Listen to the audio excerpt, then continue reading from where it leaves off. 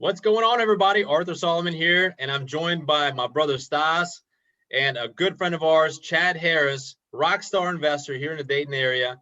And we wanted to come together today and just kind of do a crystal ball, kind of an analysis of what we predict to be the way that this market's going to go in 2021.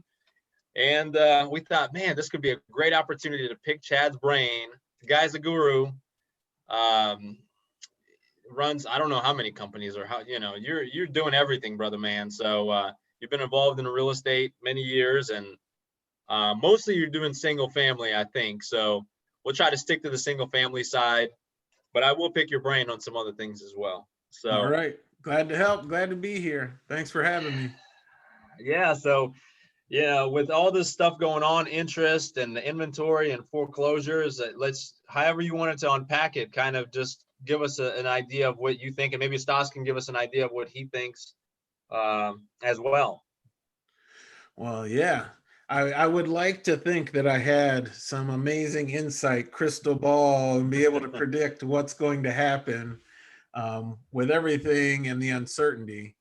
And I think for a lot of people, it kind of makes them nervous and they feel like they're sitting on the sidelines. And I would hate for anybody to sit on the sidelines. So I think, let's talk through some of these issues that are worrying people and kind of how we look at it. Because I know the three of us aren't going to sit on the sidelines and aren't going to slow down in 2021. I know all of us are moving forward and have big plans for growth. So, what are some of the things that we've talked about as like uncertainties or issues in 2021? One is inventory, right? Yeah. Which I'm sure you guys have better numbers on this as realtors than I even look at. But inventory is crazy low, right? There's a drastic shortage of houses, or at least listings. So how do you think, from your guys' perspective, how does that affect things moving forward this year? What's your take? For me, I think it's great to be in the real estate business right now, just because we're getting our sellers more money than they could possibly ever imagine getting for their property. So it's really favoring the sellers and, not so much the buyers. And every situation is different, but overall, the market is very much favoring the sellers because we're getting into multiple offer situations. We're getting into a best and highest situation with an escalation clause. I've had even a contract for a property in Hilliard where they said, we'll pay $5,000 more than what it appraises for. So, it's kind of getting into some dangerous territory a little bit, if you're willing to pay over what the appraised value is. Yeah. So, and you see the prices going up, you see the appreciation too. I mean, Springfield, Ohio, Dayton, Ohio, we're not really, we don't really appreciate, like if you look back 5 years, our market hasn't appreciated as much as it's appreciated in the last year or two. And with the interest rates that, locked in, I think the Fed locked them until 2023. So yeah, I think it's an interesting time, especially with the interest rates locked in, because I think a lot of people were thinking, well, the prices are going to start dropping once interest rates change and buyers can't afford as much house as they used to, right? There's going to be have to be something to affect that massive desire of buyers or massive amount of buyers looking at the set number of inventory or the set number of houses on the market. So I don't think it's going to be interest rates that change it. So that's not going to change anytime soon. But for me, I tend to look at, whatever the market is, it's either a buyer's market or a seller's market, right? And it's just going to fluctuate back and forth. So if we're going to be successful, then right now it's an awesome seller's market. We need to look to make our profit on the selling side and realize that we're going to have to put in some extra effort on the buying side, right? If it goes the other way, we're just going to adjust our business and how we function is kind of the way I look at it. do you see an influx, Chad, or in Stas, do you guys see a big influx of inventory as a result of maybe once the memorandum that was just signed by Biden, once that expires, do you see a wave of foreclosures? Are you tracking pre-foreclosure numbers to see if that's going to be a problem? And if so, do you think that our local economy is going to be as impacted as, say, somebody that's in Texas or New Mexico, for example, where they just lost like 70,000 jobs, oil jobs? Do you think it's going to be that severe? Because we're kind of more like a service-based, manufacturing industry. So what is your take on the inventory coming up with the pre-foreclosures and things? What do you think, Stas? You got an Well, insight? yeah, so I think definitely there's going to be, I think generally speaking, Americans have a tough time with budgeting. I think the average American has less than $400 in their checking account at any point, which is a real tragedy, honestly. So when the bills do become due, I think there is going to be, there is going to be a lot of collateral damage that is going to happen. I'm not sure to what extent.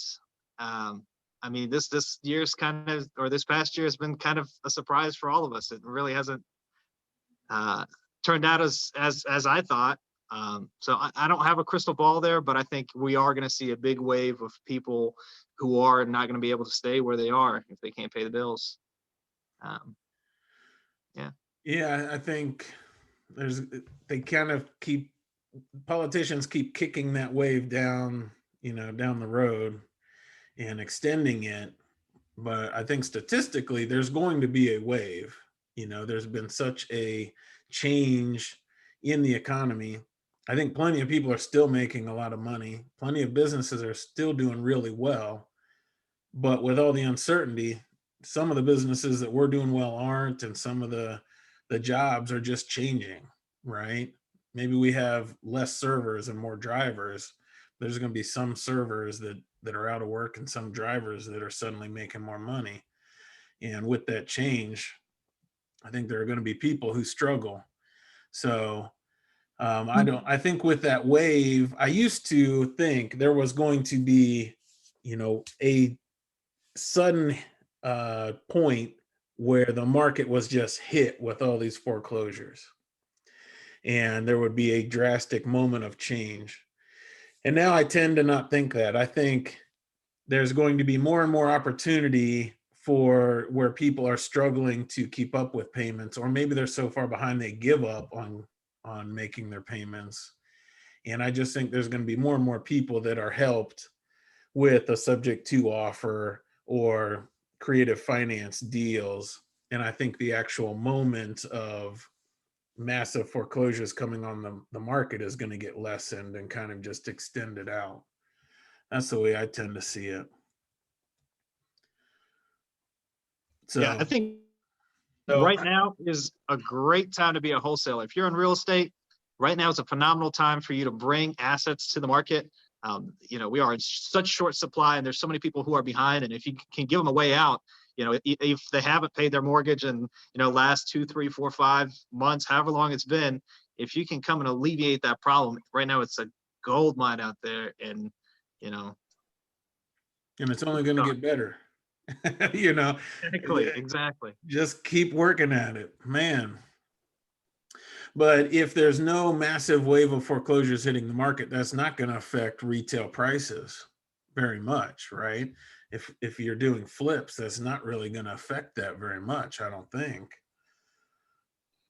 well, unless you have so many that it becomes a buyer's market instead of a seller's market, where the consumer has more. But yeah, obviously a foreclosure is not a retail buy kind of a situation, so maybe it won't.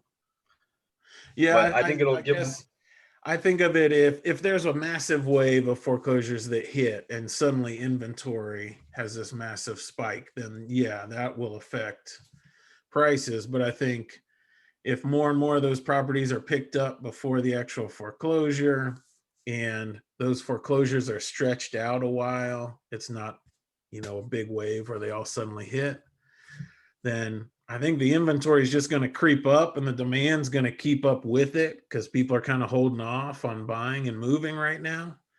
And if inventory ticks up and demand ticks up with it, well, then the retail prices will stay the same, right? Or continue on a hot market.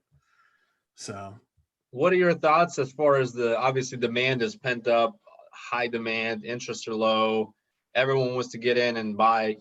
What do you see as far as developments? Do you see developments going at the rate that they're going for the next year at least? New construction, stuff like that? New construction is kind of a tricky thing, I think, in our market, Dayton, Springfield. The first-time home buyer housing prices are so low. I think there's only certain target builds that are actually profitable for the builder.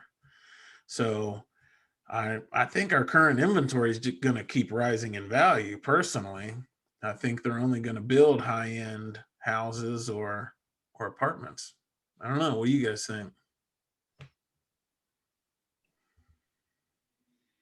I think that there's I look at Springfield, Clark County, for example, and we've got a lot of people from Columbus even coming over now, competing with the people here in town in Springfield. And there's the biggest subdivision is that competing on building or competing like buying a rental property or moving to the area? What's that mean? Really anything. They're open to new construction or existing properties, but I look here in Springfield, I could probably sell 10 condos, but I don't have 10 condos to sell. Right now, I could probably write up 10 condos today, and I just do not have the inventory. So I look at condos, for example, like 55 and over communities. I think those things will be strong in the next couple of years. Commercial side of things, I mean, I don't really see, if COVID's taught us anything, it's that you don't really need an office. You don't really need a place of establishment to be at. You can do everything like this, even Zoom, to connect virtually. And so commercial side of things, I think it's not gonna be as favorable. So I don't necessarily see the big demand like an Austin Landing. I don't know if they're gonna build a big one out here, but you never know. So I would say the single family and multifamily and the 55 and over communities will continue to be built. But you're right. There's a big look at the prices. The prices have gone up, like even 2x4s. They're like double the price. Metal is double the price. I mean, you look at all of the supply chains and everything. Everything's kind of been disrupted with COVID. So everything went up in price, and so the new construction is going to cost you more. And that's true. It's a bottleneck. So if new construction is going to cost more, be less profitable, does that lend itself towards continuing to flip and remodel existing listings, or what do you think that means? Where's the opportunity? Yeah. So in a city like Springfield, where we have an excess of inventory, we used to have here in town, I think, close to 100,000 people. We've got like 60,000 here now. So there is an excess inventory. So I do see the rehab game continue to be strong. I think that, overall, I think that market's going to continue. As long as the interest rates are low, I really don't see anything that's going to be prohibitive to get into the business or to get into home ownership, or to, if the interest is 2%, 3%, 3% or something for a homeowner, that's ridiculously low. So as long as those are kind of where they're at, but I don't know, you can't just keep going and going. Everything is good. Eventually something is going to have to happen. And, if the people are out of jobs because they're not making enough money and the government's only gave them $1,400, and I heard $1,400 if you get the COVID shot. So I can't wait to get my $1,400.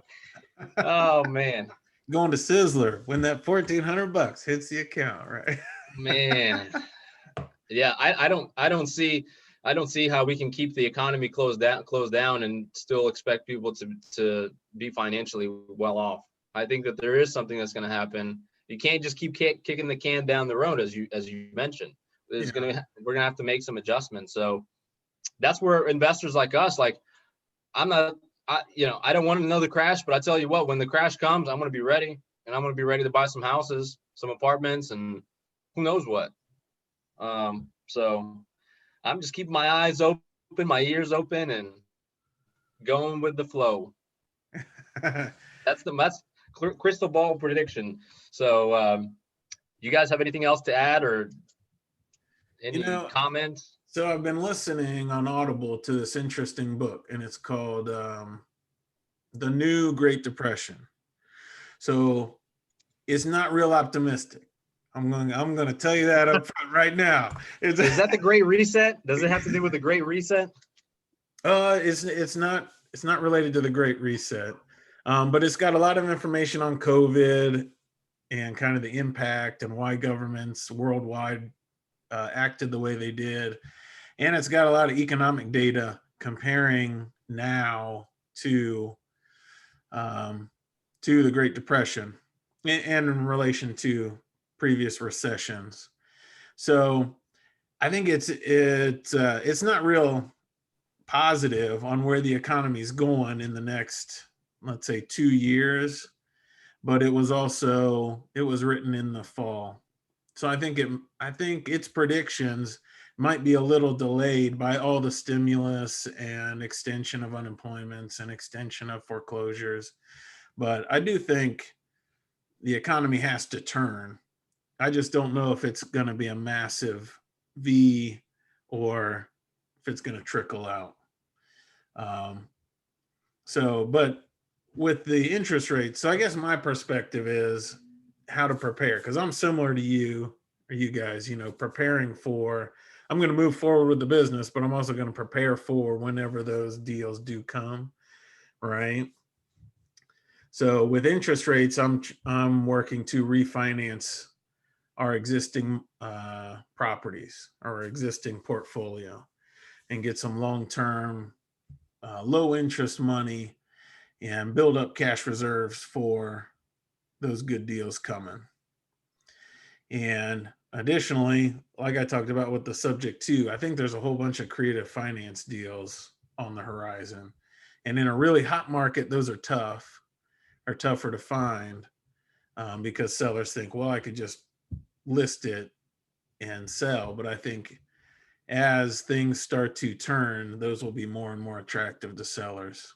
So yeah, two of the flips that we have. Well, one we sold in New Carlisle, and we have one in Troy. Those are both creative financing where we gave the seller, I think it was 10 grand a piece. And I think Stas, you're looking at one in Columbus today, creative financing deal too. Yeah. That's awesome. So how did you structure those deals, creative finance for a flip? So the one in New Carlisle, we've assumed the seller's mortgage. We gave her 10,000 down because she needed to move. She was having some personal issues with family, and she just needed to go. Very happy with that. So once we did the rehab, we got it under contract next day after putting it on the market, and then within probably 6 weeks, because the rehab was only like 2 weeks for us. After about 6 weeks, it was, off our hands. She got her mortgage paid out, and very, very happy, very happy. She thought it was like a magic trick. Same thing with the Troy. It's very similar story. At first they were kind of skeptical, but once we put the money up and we did closing, and they couldn't be happier. That's sharp. So when I speak a lot on how to talk to sellers or how to get creative financing deals accepted, and a lot of times people act like there's some magic formula or magic wording. You're trying to convince them to take this offer. And I think what you said is completely like the key. You're helping them, right? they didn't know they didn't know that was a way they could sell their house. They thought maybe they'd have to make the repairs or they'd have to take a massive hit on price or whatever. And you're giving them this opportunity that they didn't know about, like magic, like you said. So I think that's awesome. Yeah. It's worked out really well for us, and we're seeing more and more. Like what that was just in the last month. We just got, or a month and a half, 2 creative financing deals, which last one we did before that was like 2 years ago. All right. So these 2 creative finance deals and the one you're going to look at in Columbus, was that due to some recent economic change that they were behind and ready to take payments or, take subject to their mortgage, or what was it? Well, this is my opinion. I'm not speaking for the sellers. The vibe that I got from them is they were really concerned with it, with the political instability that's going on. So I think that was a big driver for them. They were looking for, security at some point to where like they have some money now and then they could go move and, kind of ride out this impending storm, or I don't know. That's maybe the vibe that I got. Interesting. Had their income changed at all, or it was just kind of like the uncertainty of watching the news and I think it's just fearful? the news. Both these were retired individuals. They Okay. Yeah, and they had no interest in fixing up the toilet and doing all the flooring and carrying all this stuff and buying the paint and bringing in the contractors. They had zero interest in doing that. They said, "You take care of that. You can make some money on that. I'm out of here." I got And, other things I need to worry about. I got other yeah, places I gotta be. So Sharp. So yeah, the house was a problem to them and they were ready to move on. All right. Cool. So do you think well, that will continue now that, I wouldn't say there's political certainty, but at least kind of who's running the ship now, and do you think people's fears moving forward will continue with kind of not knowing what the new leader is going to do, or what are your thoughts? for me, I think it's kind of simmering down. So I think people are, coming to grips with, this new normal, whatever you want to call it, with everything. I know we've been saying that for a whole year now, but I think some of that is going away. I think there's going to be other things that are going to come up, like landlords who are tired of the CDC order and, tenants living in their house for 4, 5, 6 months without paying a dime, and them not being able to, to evict them. I think there's going to be some landlords who are going to, feel a different kind of this political stress, because their hands are tied. They still got to pay the water bill. They still got to pay the utilities. They still got to pay the taxes, the insurance, everything. And, those mom and pop landlords, the real small guys, not the apartment complexes, I think those guys are going to, feel the heat. And I think those guys, perhaps some of them will be in the market to sell. So I think that is also an opportunity that people should keep an eye out. Look for the disgruntled landlord. I will add also that I think if you look at places like New York and California, where you have a huge net migration out, those people need the place to go. And so we're one of the most affordable markets in the country. So I think that's going to be a big draw for people to migrate into a place where the housing is, half or a third of what they're paying in New York for a house, and I know there's a lot of, I think in places like New York and California that we're going to see more of a foreclosure crisis happen there than we are here, because our affordability and, Yeah. it's much Yeah. cheaper. The cost of living is much cheaper here. So we might see a net migration into places like Springfield, like Dayton, and Ohio in general. Yeah, I could see that as well. I think so. I don't, before our market really struggled because there was a migration out with the automotive industry changes. And I don't think we're going to see anything like that again. So I think we're going to see the migration moving in. So have a plus side migration. So I think Doesn't it's a hurt good us that we time. have the number one employer in the state of Ohio, right, Pat, in our backyard. Well, yeah, and they've got the drone program, and drones aren't going anywhere. That's only going to get bigger, and I think there's a lot going on. Yeah. The best Absolutely. is yet to come. There we go. So, and I 100% believe. So, like with Jim Rohn, what's Jim Rohn's one of his key sayings is your success is not determined by the direction of the wind, but the set of your sail. Right. So I completely believe if we stay in a hot seller's market for most of 2021, we're going to succeed. We just set our sails to a seller's market. If it starts to swing towards the buyer market, we're going to swing our sails, and we're still going to keep the ship moving forward, picking up deals on a buyer's market. So, Right. so I think either way, it's much better to work on how to adjust the sails and succeed in any market than it is to try to predict 9 months in the future what the market's going to do. That's kind of the way I think about it. Yep. And giving up is not in our DNA. Never. So whatever comes, everything's gonna be all right. We always are, so Yep. even if there's turmoil coming, there's somebody has to benefit from it. So Yeah, what's that story, Stas? You told us the story the other day while kayaking. Jim Rohn was invited to the place in Hawaii to speak to the executives, and they said, "What's the future hold?" What's he say? yeah. So this is like, I think this is in the 80s, right? He gets flown out there and he's talking to executives, and they're asking, it's like, well, Mr. Rohn, like, can you give us your opinion of what the 80s are going to be like? And Mr. Rohn's like, yeah, okay. Well, about the same. And then he's like, but I don't tell that just to anybody. This is real stuff that you guys are getting. I don't just say that to anybody. So I think a big thing with that is just like, life is going to continue. Everything, the past repeats itself. Things are not going to get, flipped upside down overnight. Everything will be more or less the same through the 20s. It's kind of hard to say that sometimes, but I believe it. Everything will work itself out. It always does. All right. I'm with you. I agree.